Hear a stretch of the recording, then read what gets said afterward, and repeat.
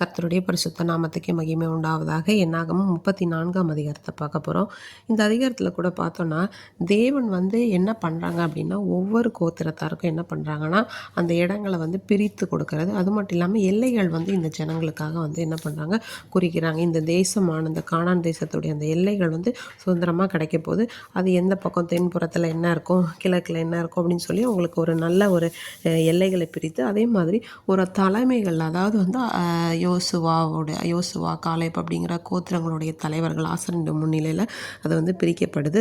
அதை பற்றின விவரங்களை தான் இங்கே கொடுத்துருக்குறாங்க. கானான் தேசங்களை எப்படி இஸ்ரவேல் புத்திரருக்கு பங்கிட்டு கொடுத்ததுக்காக கர்த்தர் யாருக்கெல்லாம் கட்டளையிட்டிருக்காங்க அப்படிங்கிற மாதிரி ஒவ்வொரு கோத்திரத்துலேயும் ஒரு அதிகாரியும் இதில் குறிப்பிட்டிருக்காங்க.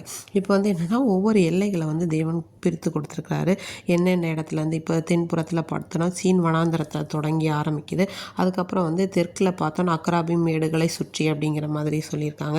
அடுத்து மேற்திசையில் பெருங்கடல், அதாவது இன்றைக்கு இருக்கக்கூடிய மத்திய தரைக்கடல் சொல்கிறாங்க இல்லையா, அதுலேருந்து இப்படி எல்லா எல்லைகளையும் குறித்துட்டு அதுக்கப்புறம் மோசே இஸ்ரவேல் புத்திரை பார்த்து சொல்கிறாங்க, 9 கோத்திரத்தாருக்கு கொடுக்கறதுக்காக கர்த்தர் கட்டளையிட்டிருக்கிறதுக்கும் நீங்கள் சீட்டு போட்டு சுதந்திரத்து கொள்ள வேண்டிய தேசம் இதுதான்.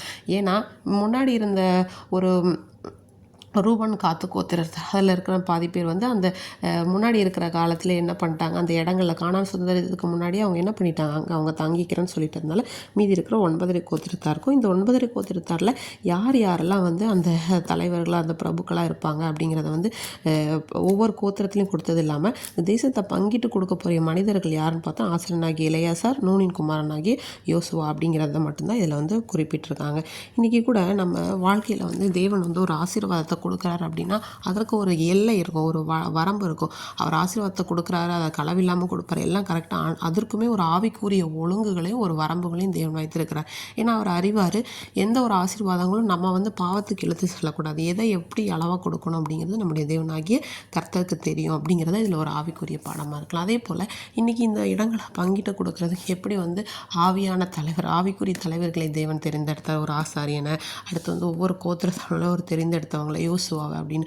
அதே போல் இன்றைக்கி நம்ம வாழ்க்கையில் நம்மளை வழிநடத்த ஒரு ஆவிக்குரிய நடத்துதல் தேவை அப்படிங்கிறது இதில் குறிப்பிடுது. எனவே பரிசுத்த ஆவியின் வழிநடத்துதலோடு நம்ம எல்லா பாவங்களையும் மேற்கொள்வோமாக. ஆமீன்.